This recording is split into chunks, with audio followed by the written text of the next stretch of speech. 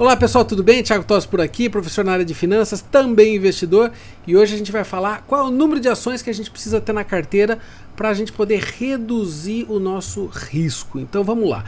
Antes da gente começar, é muito importante a gente entender um conceito que é do risco, né?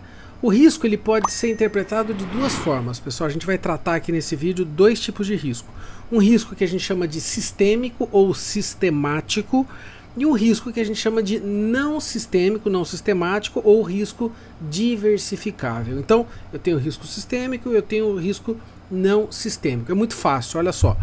O que é o risco sistêmico ou sistemático? É aquele risco, pessoal, onde onde a gente não tem controle.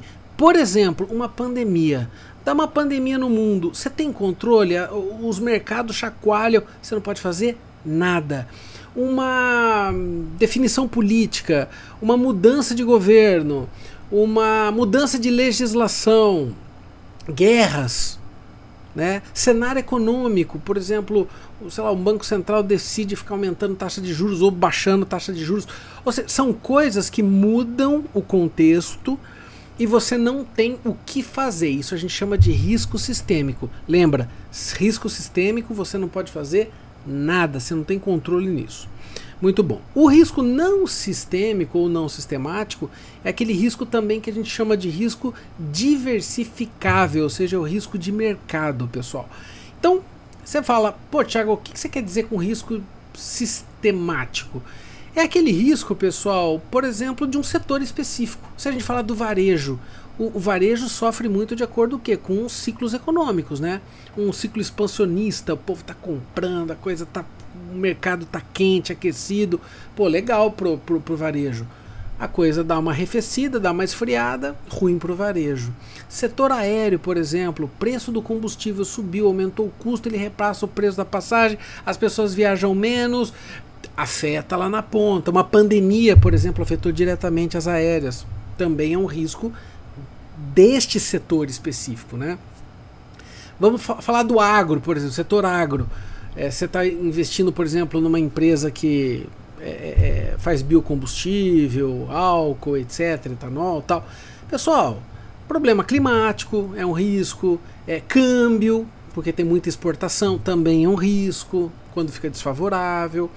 Bancos, inadimplência. Então, assim, a gente poderia abrir vários setores aqui discutindo os riscos de cada setor.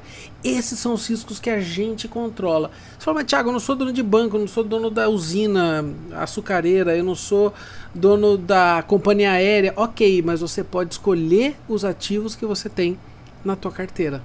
E aí nessa composição, pessoal, é onde a gente consegue equilibrar esse risco. Então existe um risco que eu não controlo, que é o sistemático, e tem o não sistemático, que é o risco que aí eu posso mensurar isso aí.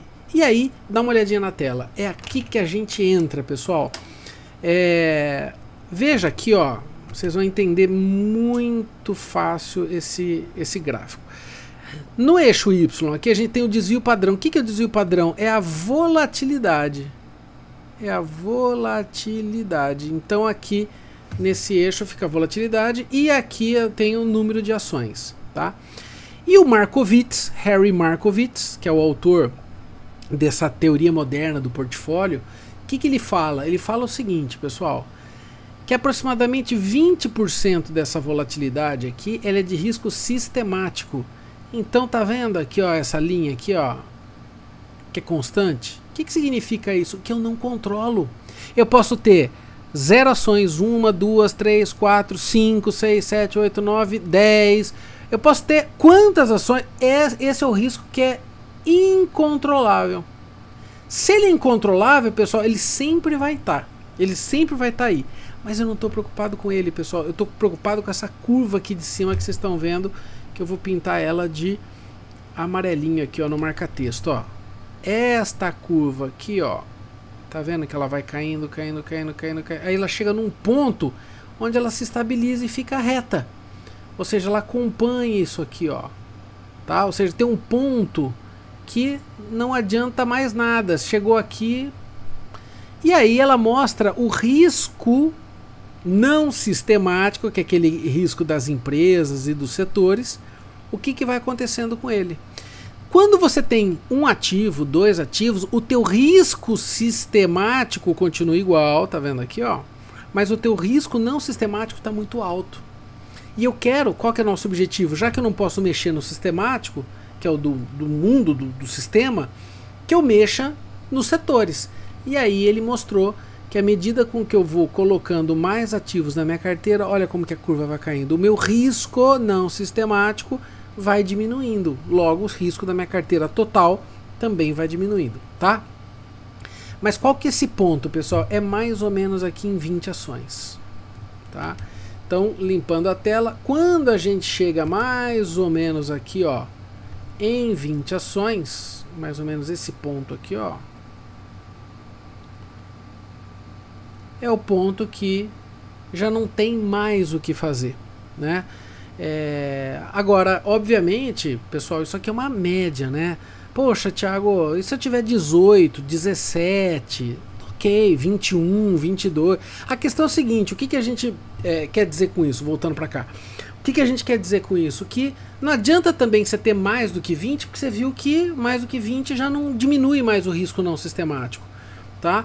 Então só vai te dar dor de cabeça para fazer a gestão da tua carteira, para olhar os fundamentos, se a empresa está indo bem, se não está, o que fizeram na parte de governança, ou seja, só vai te dar dor de cabeça. Menos do que isso, aí você entra na questão do risco. Então qual que é um bom número, pessoal? 14, 15, tá bom, ok, 16, mas que não passe desse número. Por quê? Porque você acaba não diminuindo mais o seu risco, ou seja, já parou ali, né? Só vai te dar dor de cabeça, é isso que eu quero dizer. Ou seja, no resumo pouquíssimas, como 0, 1, 2, 3, 4, 5 ações é perigosíssimo, porque teu risco não sistemático fica muito alto. Mas mais do que 18, 19, 20, 20 ali para cima também fica uma coisa insustentável, porque você não é um fundo. Fundos conseguem gerir um número enorme de ações. A gente não. O investidor pessoa física não consegue ver tudo isso. Vai acabar fazendo besteira em algum momento. Então é isso, pessoal. Esse é o número mais ou menos que eu queria passar para vocês. Eu tenho um caso, inclusive, de um amigo que ele fez um investimento em uma empresa. Ele botou 80% do patrimônio dele nesta empresa e passou por um problema aí, como a gente acompanhou bolsa aí nos últimos 2 anos. O cara perdeu não porque ele não realizou ainda, mas ele está com prejuízo de 80% na carteira. Loucura! E eu adverti, eu falei, ó, toma cuidado, não faz isso, não deu outra. Pode ver, quem está mais diversificado, você perdeu 50% numa, mas a outra está dando 20% de lucro. A outra só caiu 10%, e na média você não apanhou 50%, você apanha menos do que isso, né? Porque você consegue diminuir, reduzir o que a gente chama de risco não sistemático, ou seja, aquele risco dos setores. Tá bom? Espero que você tenha gostado. Se gostou, deixa teu like aqui, compartilha e bons investimentos.